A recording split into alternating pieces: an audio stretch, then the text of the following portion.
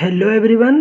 तो अगर इस लेक्चर के पहले की जितने भी वीडियोस आ रखे हैं लेक्चर नंबर 6 तक के, कि अगर आपने वीडियोस को नहीं देख रखे हैं तो प्लीज़ उन वीडियोस को ज़रूर देख लें, क्योंकि इसके बाद जब हम लोग नॉन होमोजीनियस रिकरेंस रिलेशन की बात करेंगे तो वहाँ पर अगर आपको होमोजीनियस रिकरेंस रिलेशन की नॉलेज नहीं होगी तो आप उसको अंडरस्टैंड अच्छे से नहीं कर पाएंगे। तो फिर क्या करना है आपको पहले, कि मैंने तमाम बातें बिल्कुल डिटेल में एक्सप्लेन कर रखी है, तो आप लेक्चर 1 से स्टार्ट करें तब जाकर चीज़ें आपको समझ में आएगी।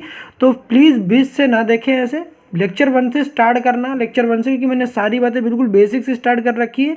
अदरवाइज़ आपको प्रॉब्लम बिल्कुल क्रिएट होंगी आपके पास और आप ऐसी प्रॉब्लम को फेस करें, मैं ऐसा बिल्कुल नहीं चाहता हूँ। तो इस वजह से आपको लेक्चर 1 से स्टार्ट करनी है, देन आपको लेक्चर 7 यहाँ तक पहुँचना है। तो लेक्चर 1 को देख लें, फिर इस लेक्चर को देखें, लेक्चर 1 से लेक्चर 7 तक को लाइन वाइज देखें, फिर आपको चीज़ें समझ में आ जाएंगी। तो आज के इस लेक्चर को चलिए स्टार्ट करते हैं। बट फिर से मैं आपको कह दूं कि आप लेक्चर को स्टार्टिंग से देखें, मैंने हर एक बात बिल्कुल डिटेल से एक्सप्लेन कर रखा है, तो पहले उसे देखें। फिर भी आपको अगर कोई प्रॉब्लम आती है तो बिल्कुल कमेंट सेक्शन में जाकर आप बता सकते हैं। तो चलिए आज के इस लेक्चर को स्टार्ट करते हैं। तो आज के इस लेक्चर का क्वेश्चन आपके मोबाइल की स्क्रीन पर ये रहा। तो सबसे पहले वीडियो को पॉज कर लें और खुद ट्राई कर लें कि क्या आप आंसर तक पहुँच सकते हैं कि नहीं। कि इसके प्रीवियस लेक्चर को अगर आपने देखे होंगे तो डेफिनेटली आप इस क्वेश्चन को इजीली सॉल्व कर लेंगे। तो चलिए स्टार्ट करते हैं इस क्वेश्चन को। हमने क्या किया, हमारे पास क्वेश्चन दे रखा था सॉल्व द रिकरेंस रिलेशन, जिसे हमें क्या क्या करना है, सॉल्व करना है। अब हमें एक पता है कि ये हमारे पास क्या है, हमारे पास ये कुछ रिलेशन दे रखा है, हमारे पास ये गिवन दैट है, हमारे पास ये क्या इनिशियल कंडीशन दे रखी है। अब इनिशियल कंडीशन हमारे पास दे रखी है, अब इनिशियल कंडीशन की हेल्प से इस रिकरेंस रिलेशन को भी हमें सॉल्व करना है। अब इनिशियल कंडीशन जैसा कि आप जानते हैं अभी इस्तेमाल बिल्कुल नहीं होने वाला। सबसे पहले जो इक्वेशन दे रखा है उसे हमें आइडेंटिफाई करना पड़ता है कि दिया गया रिलेशंस जो है होमोजीनियस रिकरेंस रिलेशन है कि नहीं है। उसके लिए मैंने क्या कहा था, जितने भी सब्सक्रिप्ट वाले जितने भी पार्ट होते हैं सबको क्या काम करना है, जो सबसे बड़ी वाली सब्सक्रिप्ट होता है उधर की साइड क्या कर देना, आपको भेज देना है। जब आप सारी चीज़ को ऐसा कर देते हो तो आपको एक नॉर्मल चीज़ मिलती है, क्या कि आपको होमोजीनियस या नॉन होमोजीनियस इक्वेशंस की क्या पता चलता है आपको कि होमोजीनियस रिकरेंस रिलेशन है या नहीं है। तो जब इन सारी टर्म्स को आप राइट हैंड साइड या लेफ्ट हैंड साइड भेजते हो, तो मैं क्या कर रहा हूँ, जिधर सबसे बड़ी वाली सब्सक्रिप्ट दिख रही है आप उधर ही भेज दो, ठीक है। तो हमने क्या किया कि ये जितनी भी टर्म थी, ये सबसे पहले क्वेश्चन को, जो भी क्वेश्चन हमारे पास गिवन होगा उसको कॉपी करना है। कॉपी करने के बाद आपको क्या काम करना है, जो भी ये सारी टर्म्स हैं अगर ऐसे लिखी होती है सबको एक साइड बुलाकर लेकर आना है। और जब सब सारी चीज़ें जो राइट हैंड साइड की हैं लेफ्ट हैंड साइड आएंगी, जैसा कि आपको पता है कि उधर क्या बच जाएगा, कि सब चीज़ जब इधर चली आएंगी तो उधर क्या बचेगा हमारे पास, राइट हैंड साइड हमारे पास 0 बच जाएगा। तो यहाँ पर 0 बच जाएगा। अब हमने क्या किया, इस 6an-1 को इधर लेकर आए लेफ्ट हैंड साइड, तो ये प्लस में है तो माइनस में हो जाएगा, और ये माइनस में है इधर लेके आएंगे तो फिर प्लस में हो जाएगा, और ये प्लस में है तो माइनस होगा। जैसा कि आप जानते हैं इक्वल टू के अगर राइट हैंड साइड से कोई चीज़ अगर लेफ्ट हैंड साइड चीज़ें आती हैं तो उसके जो साइंस होते हैं उसके जस्ट टर्म के सामने वो चेंज हो जाते हैं। माइनस है तो प्लस हो जाएगा और प्लस है तो माइनस हो जाएगा। देखिए प्लस का 6 था, देखिए माइनस का 6an-1 था, माइनस का 11an-2 था, तो प्लस का 11an-2 हो गया। कि देखिए हम लोग इसको उठा के इधर लेकर आ रहे हैं, सब चीज़ों को इधर से राइट हैंड साइड से लेफ्ट हैंड साइड लेकर आ रहे हैं। तो फिर जब ऐसा होगा हमारे पास राइट हैंड साइड क्या मिल जाएगा, 0। देखिए प्लस का तो माइनस, ऐसा काम आपको करना बेहद ज़रूरी है, ठीक है। ये काम आपको करना है। कभी ऐसा देता तो आपको इस तरीके से रीअरेंज करना पड़ेगा। रीअरेंज करने के बाद आपको सबसे पहले आपको, जैसा कि मैंने आपको बताया था कि आपको ये 2 काम करने पड़ते हैं। सबसे पहला, जो भी रिकरेंस रिलेशन गिवन होगा उसको ऑर्डर में लिखना है। ऑर्डर में कहने का मतलब है इस तरीके से लिखना है। अगर ऐसे दे रखी हैं तो सबको किस तरीके से बुलाना है, हमको राइट हैंड साइड दे रखे तो लेफ्ट हैंड साइड बुला लो, कोई प्रॉब्लम वाली बात नहीं है, ठीक है। तो उसको इधर बुला लेना। उसके बाद जब हम लोग ऐसा कर लेते हैं उसके बाद हमें ऑर्डर निकालनी पड़ती है। ऑर्डर रिकरेंस रिलेशन की कैसे निकालते हैं, तो ऑर्डर के लिए मैंने बताया था कि नीचे वाले जो टर्म्स होते हैं, जो भी टर्म उसकी जो सब्सक्रिप्ट हैं उनको क्या करना है, आपको नोट डाउन करना है। नोट डाउन करने के बाद जैसा कि आपको दिखना चाहिए, मेंटली भी इस काम को कर सकते हैं कि सबसे बड़ी सब्सक्रिप्ट और सबसे छोटी सब्सक्रिप्ट कौन सी है। तो n सबसे बड़ा है, फिर देखिए उससे 1 कम हुआ, फिर उससे 2 कम हुआ, उससे ये 3 कम हो गया। इसका मतलब अगर सबसे जो कम है वो n-3 है और सबसे बड़ा जो है ये, सबसे बड़ा ये, सबसे छोटा ये है। तो सबस्क्रिप्ट का जब भी हमारे पास कोई भी रिकरेंस रिलेशन होता है उसकी ऑर्डर निकालने के लिए हम लोग सबसे बड़ी वाली सबस्क्रिप्ट माइनस का सबसे छोटी वाली सबस्क्रिप्ट करते हैं। तो हमारे पास जब ऐसा करेंगे तो देखिए n-3 करेंगे तो हमारे पास जो ऑर्डर आएगी वो कितनी आ जाएगी, 3 आ जाएगी। तो जो हमारे पास रिकरेंस रिलेशन होगा वो क्या हो जाएगा, थर्ड ऑर्डर रिकरेंस रिलेशन होगा। अगर आपको ये सारी बातें डिटेल में सीखनी है कि ये फर्स्ट ऑर्डर रिकरेंस, ये ऑर्डर कैसे निकालते हैं, ये ऑर्डर कैसे निकालते हैं, इक्वेशन किस तरीके से बनाते हैं, तो आप लेक्चर 1 से ज़रूर स्टार्ट करना, आपको डेफिनेटली समझ में आएगा कि मैंने हर एक बात बिल्कुल बेसिक से ही स्टार्ट कर रखी है। ठीक है, तो आप इसको प्लीज़ देख लीजिएगा। हमने कि फिर भी यहाँ पर ऐसा नहीं कोई चीज़ कमी बता रहे, फिर भी आपको थोड़ी बहुत तो चीज़ें फास्ट चलेंगी। लेक्चर 1 में बिल्कुल डिटेल में डिस्कशन कर रखा, तो वो जाके आप देख लेना। हमने कि फिर हमारे पास क्या आती है कि जब आप ऑर्डर निकाल लेते हो, ऑर्डर निकालने के बाद हमें इक्वेशन की फॉर्मेशन करनी पड़ती है। अब इक्वेशन की फॉर्मेशन करना भी बड़े हमारे लिए क्या होता है, सिरदर्द होता है। किस तरीके से आखिर हम लोग इक्वेशन की फॉर्मेशन करेंगे, तो सबसे पहले मैंने क्या बताया था कि जब आप इस तरीके से लिखते हो कि सबसे बड़ी वाली ऑर्डर, ठीक है, सबसे बड़ी वाली जो हमारे पास क्या लिखी सबस्क्रिप्ट, फिर उससे एक कम, फिर एक कम, इस तरीके से अरेंज करते हो। सबसे बड़ी, फिर उससे एक कम, फिर उससे एक कम, फिर उससे क्या सबसे छोटी में, मतलब डिक्रीजिंग ऑर्डर में अरेंज करते हो। सबसे बड़ी वाली सबस्क्रिप्ट, फिर एक कम, इस तरीके से अरेंज करते हो। तो जो सबसे बड़ी वाली सबस्क्रिप्ट है, जो सबसे बड़ी वाली सबस्क्रिप्ट है, जो सबसे बड़ी वाली सबस्क्रिप्ट का जो टर्म है उसको हम लोग क्या करते हैं, जितनी ऑर्डर होती है उतनी एक्स की पावर रेस करते हैं, जितनी ऑर्डर होती है उतनी एक्स की पावर रेस करते हैं और उसे कम करते चले जाते हैं। ठीक है, ये बात भी मैंने डिस्कशन कर रखी, प्लीज़ बार बार मैं कह रहा हूँ कि लेक्चर को, पिछले लेक्चर को भी देख लेना, समझ में आ जाएगी। ठीक है, तो हम लोग क्या करेंगे, जो सबसे बड़ी वाली सबस्क्रिप्ट है उसको क्या देंगे, एक्स क्यूब देंगे, क्योंकि जितनी ऑर्डर है उतनी एक्स की पावर रेस करेंगे। सबसे बड़ी वाली जो हमारे पास सबस्क्रिप्ट थी उस वाले टर्म को हम लोग एक्स क्यूब देंगे। उसके बाद -6 लिखा रहने देंगे, -6 ही रहेगा। उसके बाद an-1 को एक कम करेंगे, देखो एक्स क्यूब लिखेंगे, फिर एक और कम करेंगे, एक्स स्क्वायर हो जाएगा। फिर 11 लिखेंगे, 11 लिखा रहने देंगे, an-2 को, फिर देखो एक्स क्यूब था मतलब एक्स स्क्वायर था, फिर एक और कम करेंगे, एक्स हो जाएगा, एक्स क्यूब, फिर एक और कम करना एक्स स्क्वायर, फिर एक और कम कर देना, कितना एक्स हो जाएगा। अब एक्स की पावर, जैसा कि आपको पता है एक्स का मतलब क्या होता है, एक्स की पावर 1। अब किसी नंबर की पावर 1 से एक और कम करो, कितना बचेगा, 0। और किसी भी नंबर की पावर 0 कितना होता है, 1। तो 6 के बगल में जो मल्टीप्लाइड में 1 है, जो इसको रिप्रेजेंट करना कोई रिक्वायरमेंट नहीं होती है, तो आप उसको नहीं भी दिखा सकते हैं। यहाँ तक चीज़ें क्लियर हो गई कि ये सारी बातें मैंने पिछले मतलब प्रीवियस लेक्चर में बता रखे हैं। ठीक है, तो ये हमारे पास इक्वेशन थी, हमारे पास इक्वेशन बन गई। अब बात आती है कि इस इक्वेशन के हमें क्या निकालने पड़ते हैं, इस इक्वेशन के हमें निकालने पड़ते हैं रूट्स। अब रूट्स कैसे निकालते हैं, तो रूट्स निकालने के लिए भाई साहब कैलकुलेटर को निकाल लो, समझा देता हूँ आपको। ठीक है, तो समझ जाओगे। तो रूट निकालने के लिए अब प्रीवियस लेक्चर भी कई लेक्चर से समझाते आ रहा हूँ। ठीक है, क्या काम करना है, सबसे पहले ऑन कर लो कैलकुलेटर को अपने, और कैलकुलेटर को ऑन करने के बाद आपको ना 3 बार मॉड प्रेस करना है, 1 2 3। 3 बार मॉड प्रेस करने के बाद इक्वेशन दिख रहा है कि मेरे पास ये इक्वेशन निकल गई। इक्वेशन के लिए आपको 1 प्रेस करना है। इक्वेशन के लिए 1 प्रेस करने के बाद आप ना 2 और 3 बिल्कुल प्रेस मत करना। जब भी आपको इक्वेशन के रूट्स निकालने हो आपको ये वाली की प्रेस करनी है। इस की को प्रेस करने के बाद जैसा कि दिख रहा है आपको ऑर्डर 3 दिख रहा है, ऑर्डर ही हमारी डिग्री होती है, तो हम लोग क्या करेंगे 3 प्रेस करेंगे, तो हमारे पास 3 प्रेस कर देंगे। अब 3 प्रेस करने के बाद आपको ना ABCD की वैल्यू पूछेगा, तो आपको लाइन वाइज जिस तरीके से अरेंज कर रखा है, पहले बड़ी वाली पावर, फिर इससे एक छोटी, फिर इससे छोटी, फिर उससे एक छोटी, इस तरीके से अरेंज करोगे तो लाइन वाइज आपको ना A, फिर B, फिर C, फिर D, ये हमारे क्या होते हैं, वैल्यूज होते हैं। चीज़ें समझ में आ रही होंगी। तो यहाँ पर क्या होता है, देखो कुछ ऐसा चीज़ें होती है कि मेरा कहने का मीनिंग क्या है कि कभी आपके पास ऐसी रिलेशंस आती हैं, तो जो देखो कभी भी क्वाड्रेटिक इक्वेशन बनती है ना, उसकी जो जनरल फॉर्म होती है वो ये होती है AX³ प्लस BX² प्लस का CX प्लस का D, this is equal to 0। ये हमारे पास फॉर्म होती है, मतलब AX³ प्लस का BX² प्लस का CX प्लस का D। अब यहाँ पे ना x³ का जो कोफिशिएंट होता है वो मेरा a होता है, x² कोफिशिएंट जो होता है b होता है, फिर c होता है, फिर d होता है। मतलब प्रॉब्लम क्यों लेना, ये मतलब पूरा कांस्टेंट ही मेरा d होता है, ये मेरा क्या होता है, पूरा d होता है। मतलब क्या करें, लाइन वाइज तो ABCD लिखा हुआ ना, a फिर b फिर c फिर d। अब अगर आप इस तरीके से अच्छे से अरेंज करते हो, मतलब डिक्रीजिंग पावर में सबसे बड़ी वाली पावर, फिर छोटी, फिर एक कम एक, तो आपको कोई दिक्कत ही नहीं है। कैलकुलेटर निकालना है आपको, इतना जाम थोड़ी ना करना है आपको, सिंपली कैलकुलेटर में ABCD ऐसे प्रेस करते चले जाना है। x³ का कोफिशिएंट बताओ कितना है, कुछ नहीं दिख रहा, दैट मीन्स 1। कुछ नहीं दिख रहा, x³ का कोफिशिएंट, दैट मीन्स 1 होता है। जिसका मालिक कोई नहीं उसका मालिक एक, क्योंकि एक्स क्यूब कोएफिशिएंट कुछ नहीं दिख रहा, दैट मीन्स 1 वहाँ पर है, ये अंडरस्टूड होती है।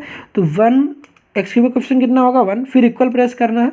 फिर एक्स स्क्वायर कोएफिशिएंट कितना -6 दे रखा है तो -6 प्रेस करना है, -6 फिर इक्वल का साइन। फिर उसके बाद 11 दे रखा है तो 11 प्रेस करना है, फिर इक्वल का साइन। -6 दे रखा है तो -6 प्रेस करना है। जब आप इन सबको प्रेस कर लेंगे तो आपके पास क्या हो जाएंगे, एक्स की वैल्यूज निकल कर आ गई। फिर इक्वल प्रेस करना है तो हमारे पास एक्स की जो वैल्यूज आ गई 3 आ गया है, फिर क्या आ गया है 1 आया है, फिर क्या है हमारे पास 2 आया है। तो 3 फिर 1 फिर 2, ये हमारे पास 3 वैल्यूज आके आई हैं, 3, 1 एंड 2। तो एक्स की वैल्यूज कितनी आई फिर से मैं दिखा देता हूँ आपको, ठीक है, फिर से दिखा देता हूँ। देखो हमारे पास x1 की वैल्यू कितनी है 3 आई है, फिर 1 आई है, फिर 2 आई है।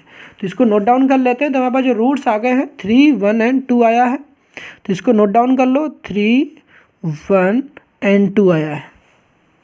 अब ये जो रूट्स होते हैं, अब आप इसको ऐसे भी दिखा सकते हो, कोई दिक्कत नहीं। तो कोशिश आप ये करना कि जो रूट्स को ना, मतलब सबसे छोटे नंबर पहले लिखना, फिर उससे बड़े नंबर लिखना। तो सबसे पहले 1 लिखना, फिर उसके बाद 2 लिखना, फिर 3 लिखना, ठीक है।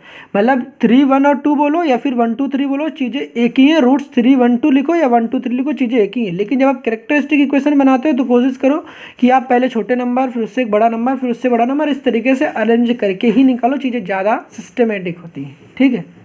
अब क्या हुआ, अब इसके बाद हमें क्या करना पड़ेगा, इसको हम लोग सॉल्व करेंगे, कैरेक्टरिस्टिक इक्वेशन बनाते हैं। अब जैसा कि आपको पता है तीनों ही रूट्स हमारे पास क्या हैं, तीनों ही रूट्स जो हमारे पास हैं वो कैसे हैं, डिसिमिलर है, मतलब वो सिमिलर नहीं है, वो डिफरेंट हैं। अब हम कहेंगे ये जो रूट्स हैं कैसे डिफरेंट हैं, रियल हैं एंड डिफरेंट है, रियल एंड क्या है हमारे पास डिफरेंट है। चीज़ें यहाँ तक पता चल गई होंगी। अब रियल एंड डिफरेंट है तो कोई दिक्कत वाली बात नहीं। जैसा कि प्रीवियस लेक्चर में पास किया तो रूट सिमिलर थे तो वहाँ पर क्या कॉन्सेप्ट था, उम्मीद है चीज़ें आपको वहाँ भी समझ में आई होंगी कि मैंने वो सारी बातें भी बता रखी, नहीं देखा होगा तो देख लेना।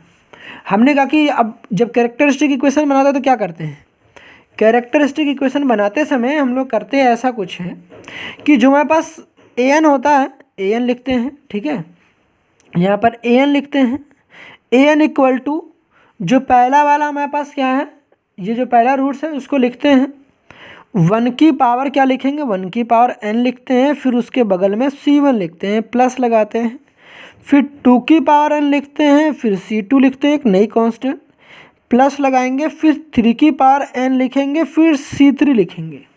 मतलब 1 की पावर n इंटू c1 एक नई कांस्टेंट, फिर 2 की पावर n इंटू c2 एक नई कांस्टेंट, प्लस 3 की पावर n इंटू c3 एक नई कांस्टेंट है, c1, c2 एंड c3। ये हमारे पास बनकर आती है कैरेक्टरिस्टिक इक्वेशन, जब हमारे पास रूट्स कैसे रियल एंड डिफरेंट है, तीनों ही देखो डिफरेंट है, 1, 2, 3 सब अलग अलग है। तो रियल है और डिफरेंट है। रियल क्यों है, क्योंकि रूट्स के अंदर निगेटिव नहीं है, रूट्स के अंदर अगर निगेटिव होता है तो उसे इमेजिनरी रूट्स कहते हैं। तो ये रियल रूट्स हैं, ठीक है, समझ में आ रही होंगी चीज़ें। अब कैरेक्टरिस्टिक इक्वेशन की फॉर्मेशन करने के बाद हमें यहाँ पर सॉल्व करने पड़ती है इन इक्वेशंस को। मतलब क्या हुआ कि अब इनिशियल कंडीशन की हेल्प से ना हमें इस कैरेक्टरिस्टिक इक्वेशन में c1 और c2 एंड c3 की वैल्यूज़ को फाइंड आउट करना पड़ता है। जैसा कि ये थियोरी आपको मैंने बताया था कि भैया साहब कि यहाँ पर इनिशियल कंडीशन की हेल्प से c1 और c2 की वैल्यूज़ को फाइंड आउट कर लेते हैं जब कैरेक्टरिस्टिक इक्वेशन बना लेते हैं। तो कैरेक्टरिस्टिक इक्वेशन हमारी बन चुकी है। अब हमें क्या काम करना है, इनिशियल कंडीशन की हेल्प से c1 c2 की वैल्यूज़ को फाइंड आउट करना है। तो इनिशियल कंडीशन हमारे पास क्या होती है, ये जो हमारे पास दे रखे होते हैं ये हमारे पास इनिशियल कंडीशन होती है। तो इनिशियल कंडीशन यहाँ पर अगर हमारे पास देखो थर्ड ऑर्डर अगर रिकरेंस रिलेशन है हमारे पास, तो इनिशियल कंडीशन भी हमारे पास 3 ही दी रहेंगी, ठीक है, 3 दी रहेंगी। अगर सेकंड ऑर्डर रहेगी तो हमारे पास इनिशियल कंडीशन कितनी दी रहेंगी, 2 दी रहेंगी। तो यहाँ पर हमें क्या पता चल रहा है कि भाई साहब ये जो हमारा रिकरेंस रिलेशन है ये कैसा हमारे पास है, थर्ड ऑर्डर रिकरेंस रिलेशन, क्योंकि यहाँ पर जो रिकरेंस ये हमारे पास कंडीशन भी दे रखे हैं, हमारे पास कितने दे रखे हैं, हमारे पास 3 दे रखे हैं। अब यहाँ पर जो नीचे वाले ना कि वो कोई भी ए लिख रखा है, ए के नीचे ये जो नीचे नंबर जो हमारे पास सब्सक्रिप्ट दिख रहा है ना, ये हमारा क्या होता है, एन होता है। तो जितने हमारे पास क्या होते हैं, हमारे पास जितने भी हमारे पास इनिशियल कंडीशन होते हैं उतनी हमारे पास क्या 3 केस बनाते हैं। तो पहली जो केस होती है वो हम लोग क्या बनाएंगे, जो यहाँ पर नीचे देखो सब्सक्रिप्ट लिखा हुआ ना उसको इसका यूज़ करेंगे। तो एन की वैल्यू यहाँ से हमें एन की वैल्यूज़ को पता चलता है। तो नीचे वाला जो हमारे पास सब्सक्रिप्ट होता है वो एन को रिप्रेजेंट करता है, एन की वैल्यू यहाँ पर कितनी 0 है। तो जो पहली केस बनाएंगे इनिशियल कंडीशन की हेल्प से वो केस फर्स्ट बनाएंगे जब एन की वैल्यू 0 होगी। जो एन की वैल्यू 0 होगी वो कहाँ पुट करते हैं, वो पुट करते हैं इस जो कैरेक्टरिस्टिक इक्वेशन है यहाँ पर पुट करते हैं। तो यहाँ पर क्या करेंगे, ए नॉट लिखेंगे कि n की जहाँ पर है वहाँ 0 पुट करना है। ये n की वैल्यू 0 कहाँ से निकाल कर लेकर आया हूँ, तो यहाँ से निकाल कर लेके ना पहली कंडीशन यहाँ पर n इक्वल टू 0 पुट करना है। फिर एक सेकंड कंडीशन बनाएंगे n इक्वल टू 1 पुट करेंगे। फिर एक थर्ड कंडीशन बनाएंगे जहाँ पर n इक्वल टू 2 पुट करेंगे। ठीक है, तो यहाँ पर a नॉट रखा, तो a नॉट जहाँ पर n है वहाँ पे हमें क्या पुट करना है 0। तो जहाँ पर जैसा कि आपको पता है किसी भी नंबर की पावर 0 कितना होता है, किसी भी नंबर की पावर 0 कितना होता है 1, तो 1 की पावर 0 भी कितना हो जाएगा 1। 1 का किसी भी नंबर से मल्टीप्लाई करो वो नंबर वही रहता है, तो 1 का C1 से मल्टीप्लाई करोगे तो C1 ही रहेगा। तो क्योंकि देखो 1 की पावर 0 कितना हो जाएगा 1 हो जाएगा, 1 का C1 से मल्टीप्लाई करो तो C1 आ जाएगा, तो यहाँ पर C1 हो जाएगा। सिमिलरली 2 की पावर 0 भी कितना हो जाएगा 1, 2 की पावर 0 भी कितना हो जाएगा 1, और 1 का C1 C2 से मल्टीप्लाई करो कितना आ जाएगा C2। फिर यहाँ भी कितना आ जाएगा सिमिलरली C3 आ जाएगा। तो a नॉट की वैल्यू कितनी दे रखी थी, a नॉट की वैल्यू दे रखी थी 2, तो जहाँ पर a नॉट था वहाँ पर 2 प्लस कर देंगे तो 2 इक्वल टू कितना आ जाएगा C1 प्लस का C2 प्लस का C3। ये जो आया ना इसे क्या करना है आपको डब्बे में पैक कर देना है। अब पैक करने के बाद काम क्या करना है, मेरी बात सुनना अभी, ठीक है। कई बार क्या करेंगे आप इसको ऐसा भी लिख सकते हैं, कोई प्रॉब्लम वाली बात नहीं है, ठीक है। अगर आपको ऐसे प्रॉब्लम होती है तो आप ऐसा भी लिख सकते हैं C1 प्लस का C2 प्लस का C3 this is equal to 2, आप ऐसा भी लिख सकते हैं, ठीक है।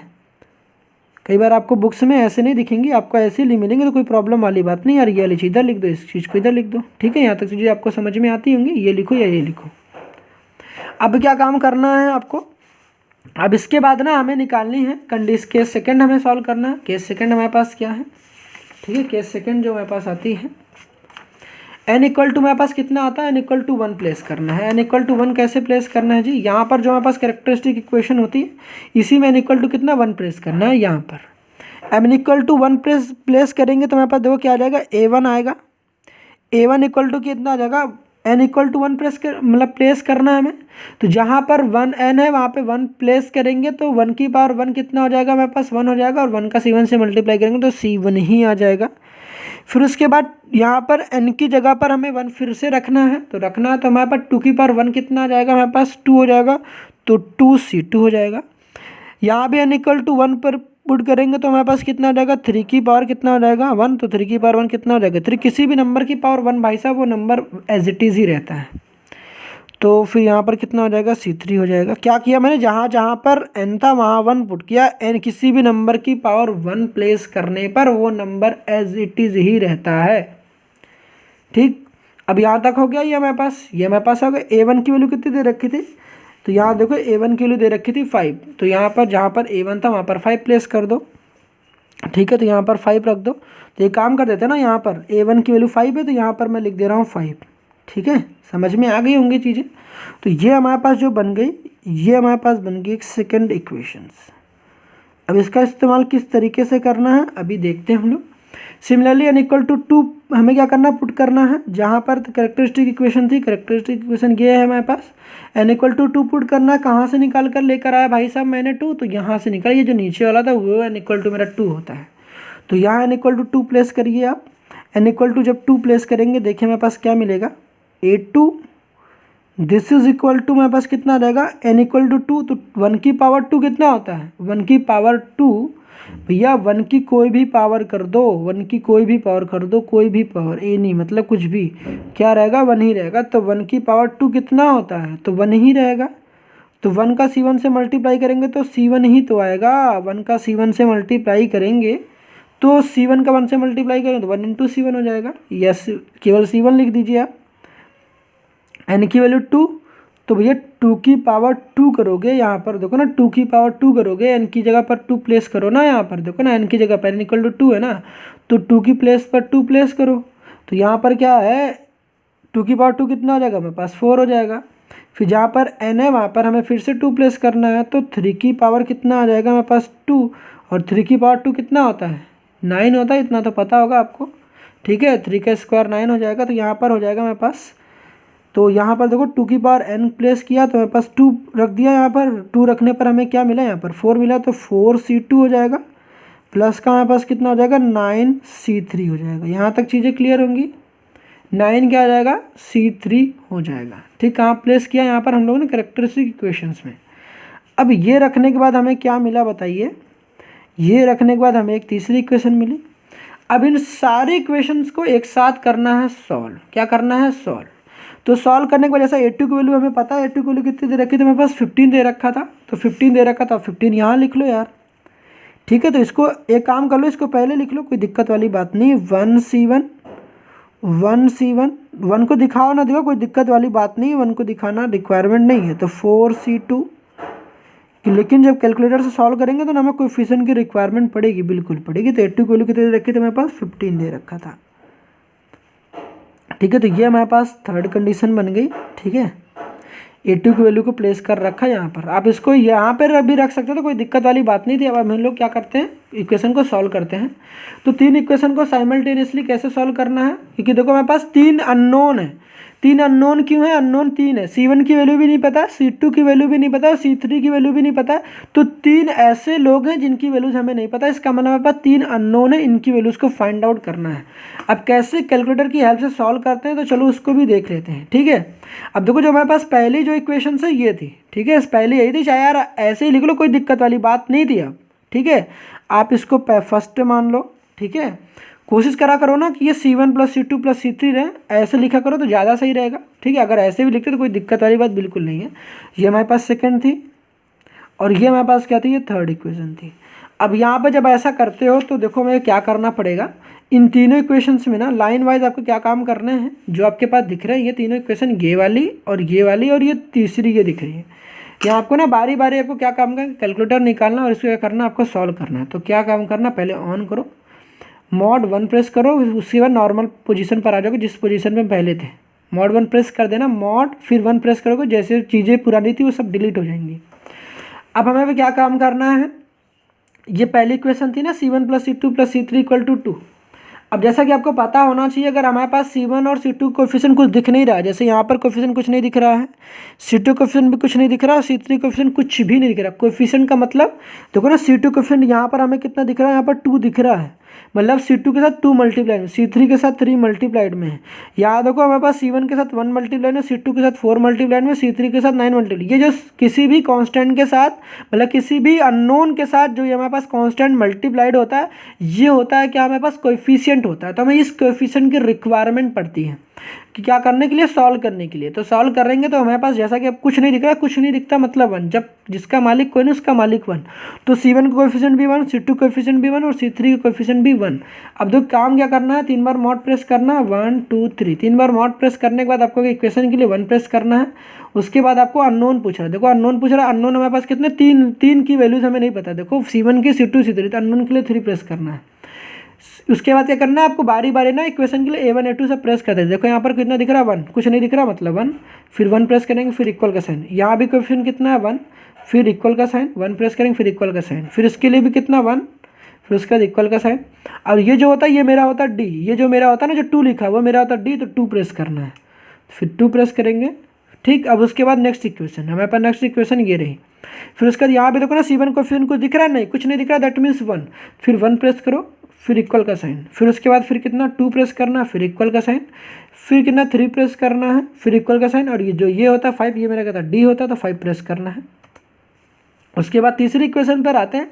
तीसरी हमारे पास क्या है, देखो ये है, तो यहाँ पर कितना दिख रहा है, कुछ नहीं दिख रहा, दैट मीन्स 1 तो ऑलरेडी लिख रखा है, वैसे नहीं भी देखोगे तो कोई दिक्कत वाली बात है, अंडरस्टूड होता है।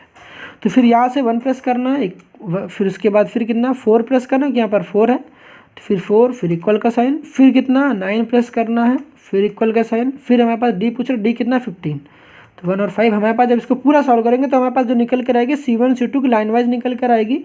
तो C1 C2 के लिए x1 की वैल्यू मतलब C1 की वैल्यू आ गई हमारे पास 1 आ गई। यहाँ पर देख लो भाई साहब, यहाँ पर x1 की वैल्यू मतलब x1 मतलब उनका C1 है, x1 इनका क्या है, C1 है, क्योंकि ये लाइन वाइज दे रखे हम लोगों ने C1 फिर C2 फिर C3 लिखा था। तो ये पहले C1 की वैल्यू देंगे, फिर C2 की देंगे, फिर C3 की देंगे।